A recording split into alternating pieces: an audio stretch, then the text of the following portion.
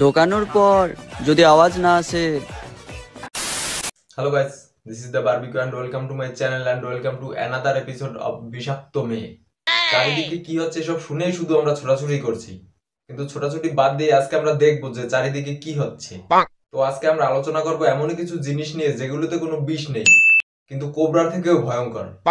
So let's start. পাতা ঝরার আগে যেমন পাতার রং বদলে যায়, ছেলেরা একবার হ্যান্ডেল মারার পরে লম্বা হয়ে যায়। পাতা ঝরার আগে পাতার যেমনি রং বদলায়, তেমনি তোমার ওইগুলো ধরার পরেও ঝুলে যায়।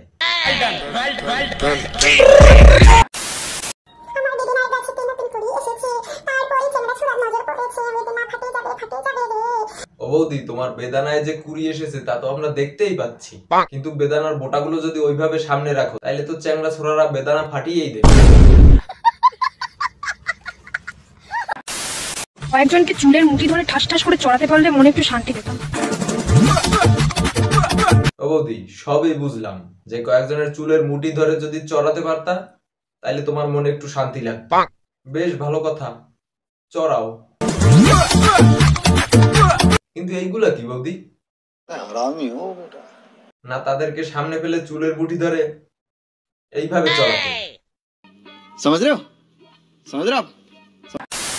स्वाद रखने दूध की फैक्ट्री सामने रहने के बावजूद भी ग्लास में दूध को समझ में नहीं आता। मेरे को समझ में आ गया, তোমার দুধে তো ভেজাল আছে। তাই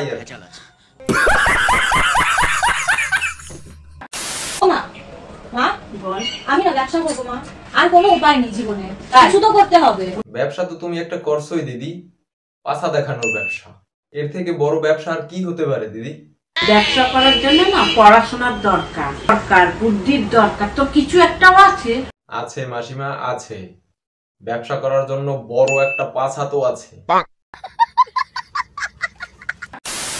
আমি তোর পেছনে কোনো টাকা ঢালতে পারবো না, থেকে টাকা নিয়ে ব্যবসা করবো। মাসিমা, ওই পিছনে আর টাকা ঢালতে হবে না, ওই পিছন দেখিয়ে কিছু টাকা তো আসে। আমার সাথে আবার কি কথা বলবি তুই? জানো তো, আমি না কদিন ধরে স্বপ্ন দেখছি। স্বপ্নে কি হয়েছে গো? স্বপ্ন দোষ হয়েছে নাকি?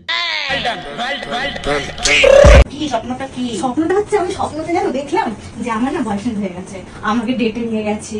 এই তো আমি ঠিক ধরেছি মাসিমা। তা বলি কি মাসিমা, স্বপ্ন দোষ হওয়ার বয়সে যে মেয়েকে বিয়ে দিচ্ছ না, বিয়ে না দিলে তো বয়ফ্রেন্ড নিয়ে ডেটে যাবেই। বলি কি মাসিমা, মেয়েকে বিয়ে দিয়ে দাও, কারণ মেয়ে তো এমনিতেই কোনো কাজ করে না, রোজ রোজ স্বপ্ন দোষ হবে আর কাঁথা বালিশ নষ্ট করবে, আর তোমারই ধুতে হবে। তার থেকে বিয়ে দিয়ে দেওয়াই ভালো।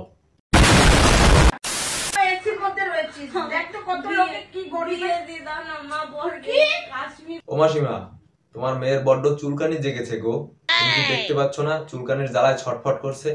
চুলকানি কমানোর ব্যবস্থা করো মাসিমা। বুঝলাম না ভাই ব্যাপারটা, মানুষ শীতে বিয়ে করতে চায় আর গরমে বিয়ে করতে চায়। তা বলি কি দিদি, এই গরমে কি আরো গরম হইতে চাও? আর হতেও পারে। আসলে আমরা একটা কথা শুনেছি যে বিষে বিষক্ষয়।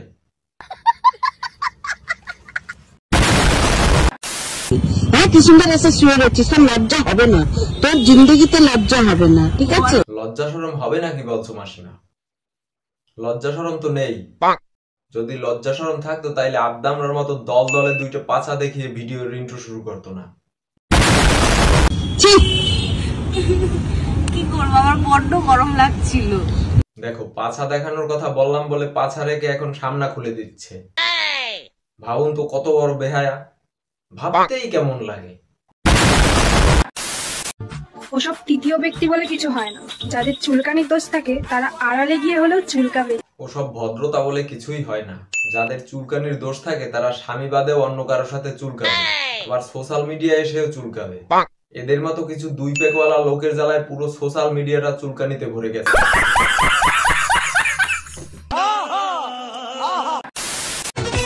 ঢোকানোর পর যদি আওয়াজ না আসে তাহলে বুঝবে তোমার হেডফোনটা খারাপ হয়েছে।